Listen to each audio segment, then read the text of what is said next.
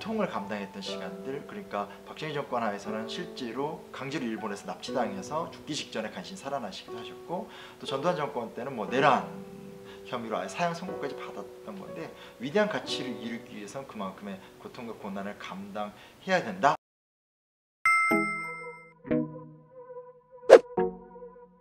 네, 안녕하세요. 전 신용환이고요. 역사 연구자고 시민들과 역사를 갖고 소통하는 스토리텔러이기도 하겠죠. 살아있는 한국 현대사다.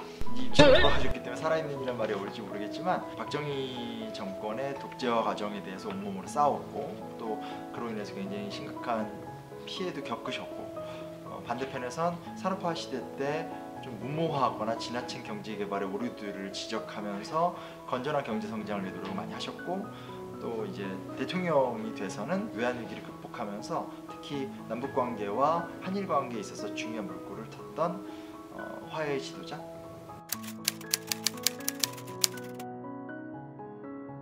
우리가 보통 김대중 대통령 하면 최초의 남북 정상회담 위주로 많이 기억하긴 하지만, 대일문화 개방을 통한 문화 선진화 작업을 적극적으로 하셨던 분이고, 한일 어업협정이라든지 여러 가지 것들을 적극적으로 주도하고 해석하는 과정들이 가는데, 만약 지금이다 그럼 궁극적 목표 자체는 좀 정확할 것 같아요. 그러니까 과정상 대립할 수도 있고 갈등할 수도 있고 또 싸워야 된다면 어느 정도는 싸울 수도 있지만, 궁극적인 대답은 결국은 일본인들과 화해하는 거. 그래서 일본도 과거에 대해 털고 우리도 이제 미래를 바라보면서 서로 간에 새로운 어떤 세계상을 만들어가는 거, 그게 궁극적인 목표로 삼으셨을 것 같습니다.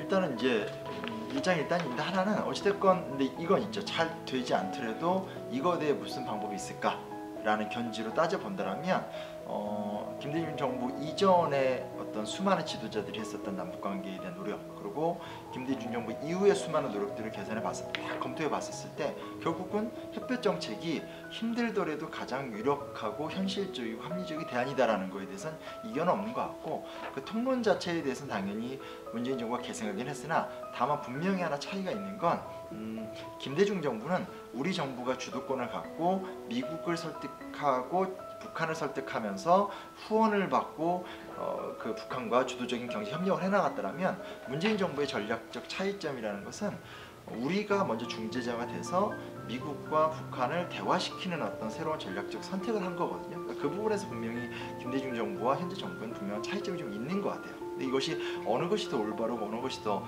좋으냐에 대해서는 뭐 앞으로 좀 지켜봐야 될 문제지만, 그런 좀 차이점이 있다는 걸 우리가 좀 인지할 필요가 있는 것 같습니다.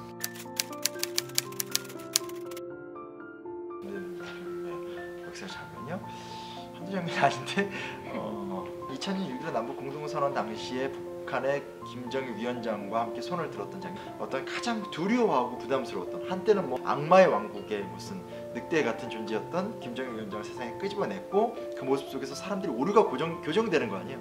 그렇게 막 나쁜 놈 변태라고 생각했는데 새부터 소탈하네, 대화가 통하네, 이런 것들이 열었기 때문에 자기도 드러나지만 어떤 가장 어려운 존재를 드러내면서 역사의 어떤 균형추를 맞춰나갔던 모습들, 우리가 뭐 지금도 기억하고 있지만 앞으로도 계속 기억해야 될 명장면이 아닐까라고 생각합니다. 요즘 말로 표현하면 휴머니스트?